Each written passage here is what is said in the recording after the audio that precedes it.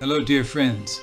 Welcome to Invention Insights, the podcast where we explore the fascinating world of invention, innovation, and creative problem solving. I'm Professor Singer, here to guide you through the ideas and challenges shaping our future right here at Tharaka Invention Academy and beyond. And I'm Miriam Muthoni, Director of Tharaka Invention Circle. Together, we'll tackle the issues that matter most to you, whether it's finding solutions for today's problems or unlocking the potential of tomorrow's opportunities. Let's get inspired, think big, and create meaningful change. Stay tuned. Miriam, did you know AI just made my invention students' favorite excuse obsolete? Oh, this sounds juicy. Let me guess. The classic "I left my homework in the matatu" excuse. Close. It's this problem is impossible to solve excuse. You see, I fed a particularly nasty set of engineering equations into ChatGPT the other day. Not only did it solve them, it gave me step-by-step instructions like a GPS for equations. Step-by-step. GPS. Next thing you know, it'll offer roadside assistance for lost engineers. Exactly. Except this roadside assistance doesn't just fix your flat tire. It redesigns your entire vehicle for better fuel efficiency. Now tell me, Miriam, what does this mean for all those struggling students and inventors out there? It means no more tears, no more late-night meltdowns, and definitely no more excuses. AI has officially joined the rescue squad for innovators everywhere. That's the beauty of it, isn't it?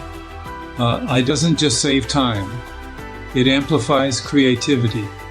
We're no longer limited by the speed of our own BRAIMs. Take prototyping, for example.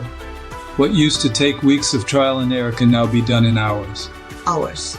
You're telling me it's like skipping the long queues at Neo House and going straight to the front desk. Exactly. But instead of just one desk, you have an entire team of experts, engineers, data analysts, designers, all in your corner, working 24/7. I write you in, but I have a question. What about the folks out there who feel intimidated by AI, those who think, I'm not a tech person, this isn't for me? What do you say to them?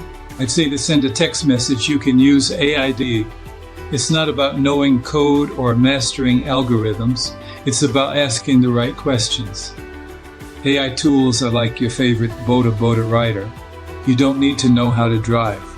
You just need to tell them where you want to go. So I is the boda of innovation. That's it, I'm sold. But let's spice things up, Singer. What's the most jaw-dropping thing you've seen AI do recently? That would have to be our marketing experiment. We switched from manual strategies to an AI-driven campaign. The results? A 99,900 increase in impressions and reach. 99,900. That's not a typo. No typo. It's like taking a tiny kiosk and turning it into a bustling marketplace overnight. Let me guess. Next you'll tell me AI can run for political office too. Vote ChatGPT for governor. Not yet, but give it a few years. Jokes aside, Miriam, this is about more than just results. AI is leveling the playing field. People in remote villages who've never had access to advanced tools can now design products, run businesses, and solve local problems, all from their phones. That's the part that excites me. It's not just about big corporations. It's about empowering individuals, turning them into problem solvers, innovators, and creators. Imagine the potential here in Tharaka alone. Exactly. And to make it happen, we need to embrace what I call the 4 pillars of innovation with AI: analyzing data, designing solutions, iterating quickly, and constantly learning. These aren't just technical skills. They're life skills for the future. Life skills, huh? So next time I get stuck deciding what to cook for dinner, I'm calling you and your AI assistant. Fair warning, my AI might suggest something overly efficient, like boiling. I'll take my chances. But seriously, Singer, this is revolutionary. We're not just teaching people to adapt, we're helping them lead the charge into the future. That's exactly it, Miriam. The tools are here, the opportunities are vast, and the future belongs to those who dare to seize it.